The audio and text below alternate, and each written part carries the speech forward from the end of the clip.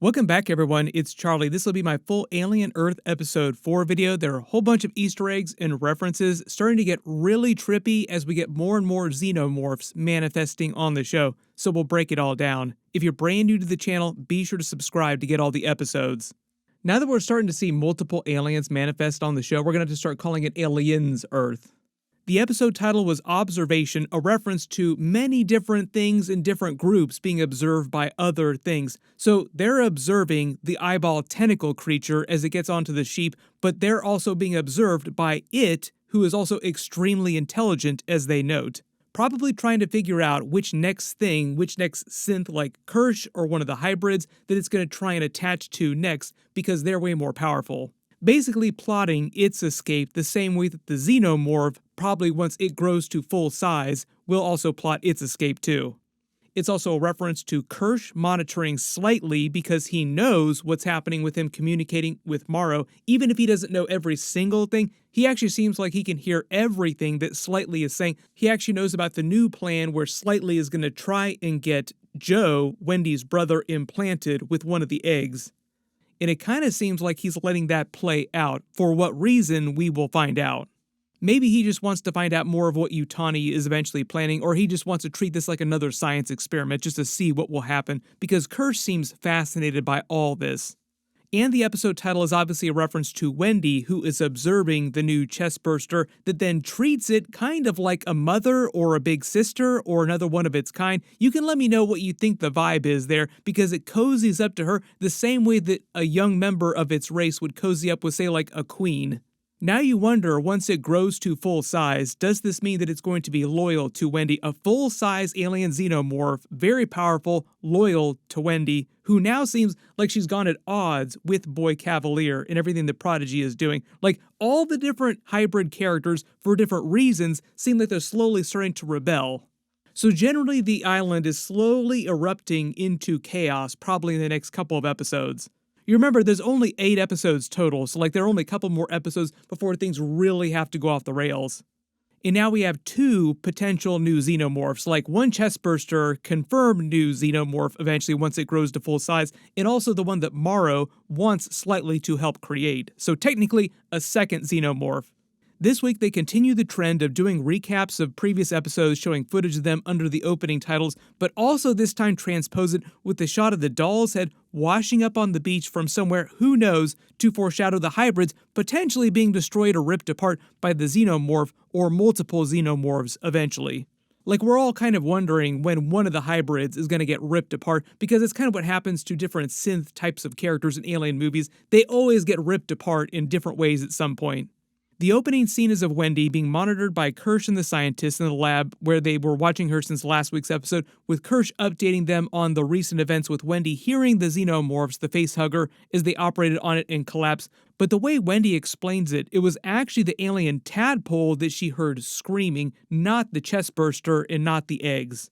Just to set up the idea that she has learned to communicate with the xenomorphs themselves. And we find out that the other technicians, the scientists, and Boy Cavalier have also figured that out too. And he's really, really excited by this. Like, please, please figure out how to communicate with them, see what they want. Because remember, his whole thing, like his whole reason for this endeavor, the hybrids, transhumanism, is to have a conversation with a more intelligent being than he is. Figure out what the aliens are saying. I'll let you keep him. So they're kind of making it sound like he wants to actually speak to the xenomorphs. He might get his wish, and usually what does happen to the characters in alien movies, most of them get killed off in darkly ironic ways.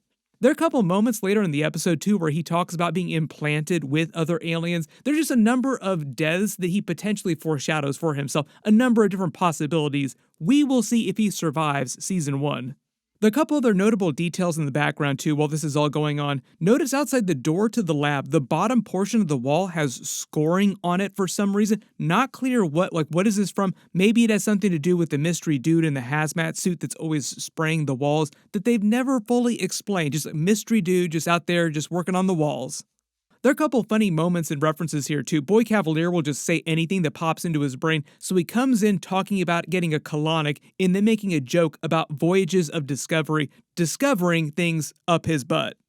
There are many, many more Peter Pan story references, and obviously they've been doing that in every single episode, but if you look at what he's actually wearing, it seems like it's all patchwork, the seams are frayed and showing he is basically meant to be the Peter Pan of this whole scenario. There are a couple of moments putting Curly at odds with Wendy again. Remember, Curly is the really competitive one that wants to become his new favorite, but once he learns that Wendy can communicate with the Xenomorphs, but none of the other hybrids can, that basically evaporates any potential she had to become the favorite, which pisses her off. There are a couple of funny moments with her also pressing buttons randomly like a little kid would press buttons. You remember, though, that only Curly cares about being the favorite. Wendy does not care about this competition that Curly is having. Also based on later events in the episode, with her catching Boy Cavalier in a lie, makes it seem like she's on the verge of rebellion too. Like all the different hybrids, for various reasons, seem like they're about to freak out and rebel. There's another David type of moment where Boy Cavalier admonishes Kirsch for being inferior again and orders him back to study the specimens more. We will see if that's a red herring or if they tie that subplot in with what's happening with Morrow and with Slightly. Maybe that has something to do with him just letting all this stuff with Slightly play out, like he hasn't informed any of the other security or Boy Cavalier about what Morrow is doing with Slightly yet. There are a couple moments where Boy Cavalier reminds the scientists that he thinks of the hybrids as science experiments, like phones that you could replace if they are broken, not people. There's this whole morality argument that happens later through the episode too, especially with Morrow and Slightly's storyline. They also use this to raise the question again as to whether or not the hybrids are really people or just copies of people, like Data walking around in humanoid-looking bodies. Probably one of the funny things with all that is that the people who run the company, like the second in command here that works with Boy Cavalier, admits that they have no idea. Like literally nobody can answer that question at the moment. They're trying to figure that out. When Joe, her brother, enters the room, there's a couple funny moments from Boy Cavalier too, where he just comes right out and says the thing, "You will never believe what we did with the lung that we took out of your body." All because her brother probably signed an employment contract with them when he initially joined the sub-company that he worked for, his medical team, in the war, where it basically gives the company the rights to do whatever they want to with his body, like they literally and metaphorically own him.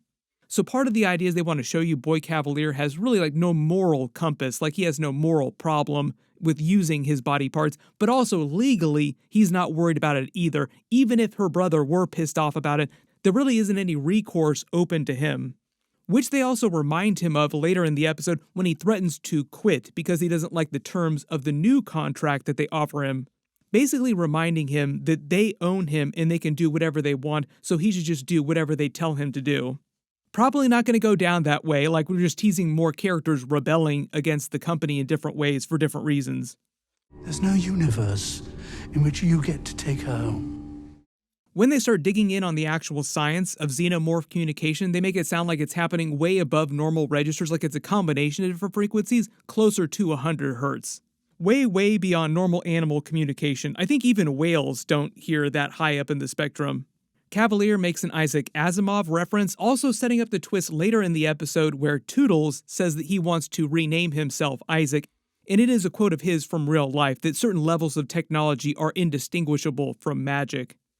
He likens what she's done developing the ability to communicate with the xenomorphs to her hacking the Prodigy servers in earlier episodes without really thinking about how she did it, like she just did it. So the idea is that she's evolving as a type of person, which is what he's really excited about. There are a couple other interesting bits of science here too. They reveal that the hybrids' bodies have batteries capable of powering small cities. That seems like it'll be important eventually. Maybe they'll use that for some bigger twist later, like you could use those bodies as really powerful bombs too. Then his second in command says that he wants to send the specimens back to Yutani, and he's just wary of them. Like, why would they need to communicate with us? Don't they have hostile intent? Like, he's just correctly clocking that this is not going to end well. Cavalier seems like he's worried that they'll be used against him potentially, like he doesn't want to wake up with one implanted inside of him. Like I said, this could be one of the things they're foreshadowing for his ending, or it could just be a red herring. I think it depends on what their plans for potential Season 2, Season 3 would be. When he says this is my world, they all live in it, remember this place is called Neverland and he is the Peter Pan of this scenario. He tries to make it seem like he's controlling the scenario, but in reality, once things get crazier in the next couple of episodes, chaos will devolve and he probably won't be able to control anything. Wendy shows her brother her room, and they reunite. They talk about the history when she was sick, when she was still alive, technically. She says she's been drawing a lot. She drew a picture of her. She drew a picture of the events of episode 1 where she was teaching the other kids about the hybrid procedure before they performed it. All the flora seem like they're just of the flowers around the island. The salamander here, maybe it's an alligator. There's an alligator later in the episode, and they keep making the references that the Xenomorph is the alligator of the Peter Pan scenario that's playing out here. Boy Cavalier also makes the reference that the ticking of the clock inside the alligator's belly is also the sound that the Xenomorph makes when it's communicating with Wendy. She fought the crocodile, and now she can hear the ticking of the clock. He just seems absolutely obsessed with Peter Pan. Makes sense that his name is Boy Cavalier. He refers to himself as that because he is the boy who will never grow up. Wendy also confirms that the blue light that we saw around her head when she slept in the first couple of episodes and in the recent episode is basically her recharging the battery inside her body. Notice the hear no evil, speak no evil, see no evil mural is above all of the beds, all the kids' beds, which Kirsch also then later talks to slightly about. Her brother talks about the past with her and how the company and their father lied to him about her death, and neither the company or her father would let him visit her in the hospital as she lay dying. This is also how she catches Boy Cavalier in the lie later in the episode that sort of sets them at odds. He then mentions working as a medic during a war on the other side of the planet. Remember, he said he was part of a unit in Siberia. That was where the war he was fighting was happening. It is probably a reference to corporate wars because, remember, corporations basically control the world, not regular governments. There's a couple more lore dumps later in the episode too, where they do more world building for what Earth is like during this part of the timeline with all the different corporations. Then they watch that same Ice Age movie that they were both watching in the previous episodes. Yeah, it's coming. It sounds like there's animals on it. Boy Cavalier recites more from the Peter Pan book, like it seems like he reads the Peter Pan book to them almost every single night. This time, though, the passage he reads references the physicality of the island of Neverland as they show imagery of the real island, setting up the Xenomorph eventually getting loose in future episodes and them having to hunt for it. We get a montage of imagery to show the passage of time, what's going on with all the other characters, and Kirsch also monitoring all of Slightly's input data, like everything he sees, everything he hears, and what's happening with Morrow. Morrow then continues to try and mess with Slightly, trying to play it off as if he's returning what is rightfully his, so technically it's not stealing, basically trying to twist a little kid around his finger, because remember, this is a little kid that Morrow is messing with. And because of all the Peter Pan references, Morrow is clearly the Captain Hook of this scenario. He even has a really wicked-looking prosthetic limb.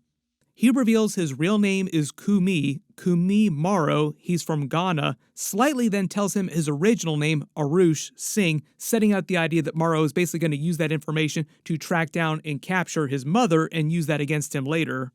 Probably a bad idea to give him all that personal information about yourself.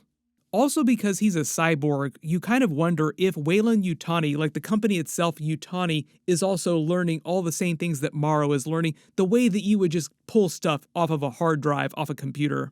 They're not really clear if it works the same way with cyborgs as it does with the hybrids, where like Prodigy can monitor everything that's coming in and out of the hybrids remotely. You don't actually have to plug them into anything to get that data. Previously, the way that Morrow talked to Yutani about it made it sound like cyborgs are a little bit more like thumb drives, like you physically have to actually plug him into something so they can upload the data that way. And remember, he rebelled against Yutani, saying that he wasn't going to come in until he secured the specimens, which is part of this new plan now to get somebody impregnated, which sounds like it's going to be Joe.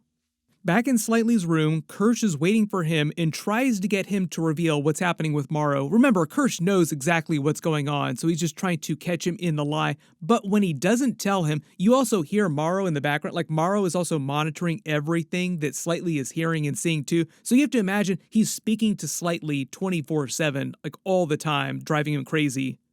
Still not totally clear why Kirsch has not reported this to Prodigy, like why he's just letting this play out. Maybe he's just trying to learn more about what's actually happening with Morrow and Yutani. Maybe he also kind of wants to see what's going to happen if they are able to implant somebody else with another Xenomorph. It just kind of seems weird that Kirsch wouldn't immediately turn around and tell Boy Cavalier, oh yeah, one of your hybrids has been jacked by Weyland Yutani. We should probably do something about that right now. Then they performed the test with the eyeball tentacle creature turning it loose on the sheep. R.I.P. to that sheep. basically rips its eye out, uses the socket the same way it did with the cat. Basically just another version, like a larger version of what happened with the cat. And notice how they monitor its changing brain functions. So the idea is that this parasitic eyeball tentacle creature uses the host brain to boost its own processing brain power, essentially. Kirsch notes it's a highly intelligent creature, so title of the episode, Observation. It also observes Kirsch in Prodigy observing it. Boy Cavalier seems absolutely entranced, fascinated by it. Like he wants to have a conversation with it now. Too bad sheep cannot talk. It just feels like what they're foreshadowing here is that the eyeball tentacle creature is looking for a more powerful being to inhabit so that it can escape. But what happens if it eventually combines with one of the hybrids who are crazy, like very advanced brains, or if the eyeball tentacle creature is able to get a hold of one of the xenomorphs? That would be like the most nightmare scenario, eyeball tentacle creature plus xenomorph combined. In fact, that sounds so cool, I'll be kind of disappointed if they don't pay that off with one of the other eggs at some point later this season. Like, we have many other potential xenomorphs we can use for this. Doesn't have to be the one that Wendy has cozied up with recently. Then, because remember the xenomorphs are the crocodile in this Peter Pan scenario, they literally show a crocodile swimming in the waters around the island, teasing the xenomorph eventually getting loose on the island. Just seems like a matter of time. Then the scientists talk about their fears for the hybrids, arguing about the morality of what they're doing. He confirms they're married. She seems like she supports the company, Boy Cavalier's side in all this, and he's one of the only ones, probably besides Wendy's brother, who is not on board with everything that they're doing. Just setting up the idea that this other scientist is going to rebel at some point himself. Nibs then shows up declaring that she is pregnant, raising all kinds of questions like, is she referring to something else? Is she actually pregnant? Is this her just hallucinating things because of the PTSD from the eyeball tentacle creature? What is she cooking inside of her? Is she cooking anything inside of her? This could also just be another reference to all the alien eggs and more xenomorphs growing inside people, just because that's all of Morrow's plan. Like, Morrow wants that to play out. They have their conversation about the birds and the bees. Apparently, Nibs grew up on a farm and knows all about this. She makes a Jesus, Mary, Immaculate Conception reference, making it sound like she grew up religious, and she thinks that her baby is similar because she confirms there is no father, and also uses the toy animal to speak to it as if it's an actual thing. She has a couple more PTSD flashbacks to the eyeball tentacle creature in the crash. You wonder if maybe it implanted some kind of egg inside her. Maybe that's the baby that she's referring to. How does this eyeball tentacle creature propagate itself? Like, how does it make more eyeball tentacle creatures? Because all species have to propagate in some way. Then she starts to get very violent with the doctor, who calls in security, teasing the idea of the hybrids in different ways all rebelling or just freaking out, making it sound like there are protocols for this. Like, she calls it a level 3 event, which sounds like their code for when hybrids get violent. Cavalier's second in command has the conversation of conversations with Wendy's brother about the future working for them on the island, basically letting him know he has no options. Like, we will bill you for the very, very expensive artificial lung, which you definitely did not need, but we put in your body anyway. So we essentially own you for the rest of your life, no matter what. And what they really want from him is to find out how successful their whole grand experiment with the hybrid procedure was. Is this really your sister? Does this feel like her? Or did we waste all of our time and billions of dollars? Also reminding you that their whole plan, this transhumanism plan, is to evolve the human race to this next level, functional immortality, essentially. We will see if they're successful by the end of the season in actually answering the question, is this Wendy, like it is really her, or did they just copy the data from her brain and it's just that walking around inside a humanoid-looking body? Also love the way he calls out slankets too, like he hates slankets for some reason, things that nobody wanted, blankets with armholes.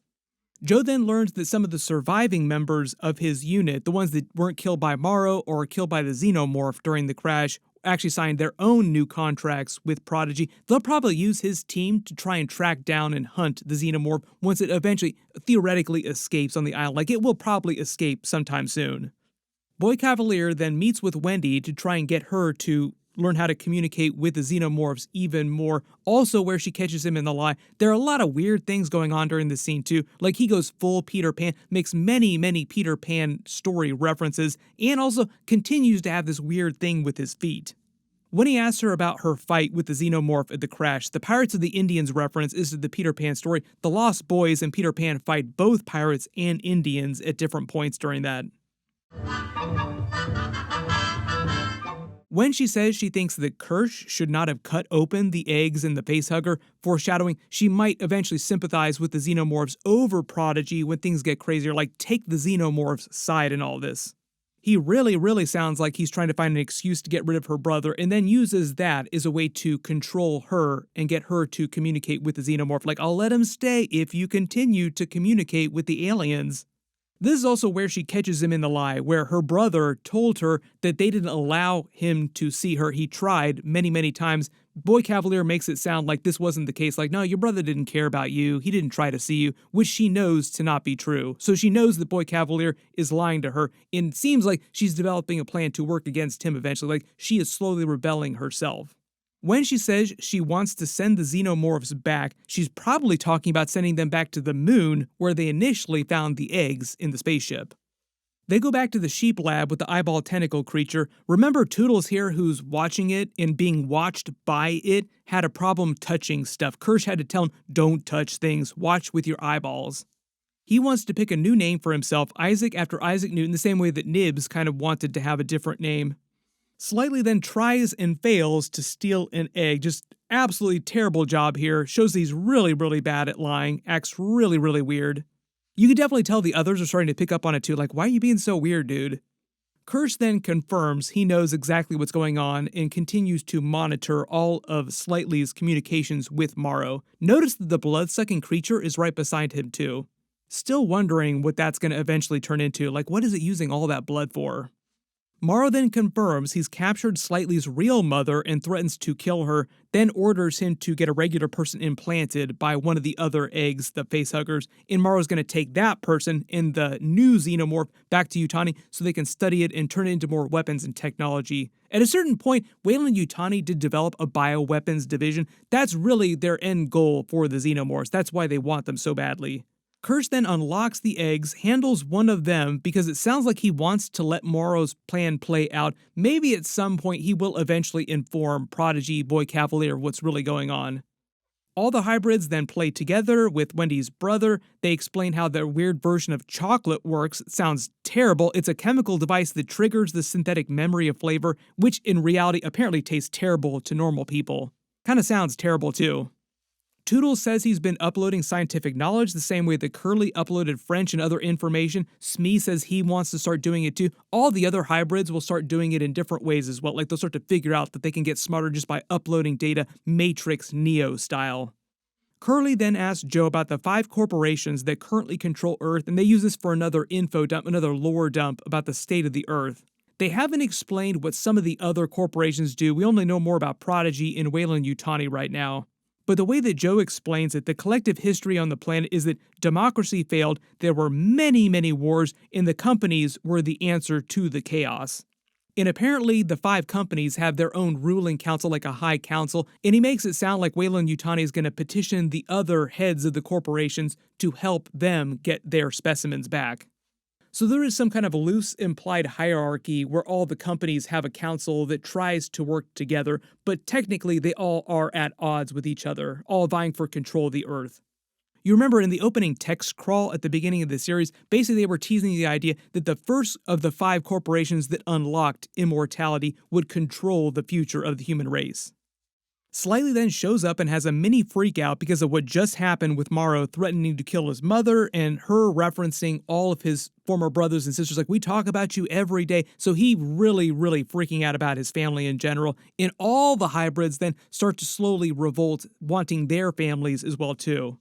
Like I said, they're just slowly teasing the idea that all the hybrids will start to freak out in different ways for different reasons in revolt, and Prodigy will have to do something about that. Joe also seems like he tries to get Wendy to ignore Boy Cavalier's orders, but remember, she's playing along with his wishes for now because it means that he gets to stay. That's her whole reason for doing what Boy Cavalier wants. Pinky promise.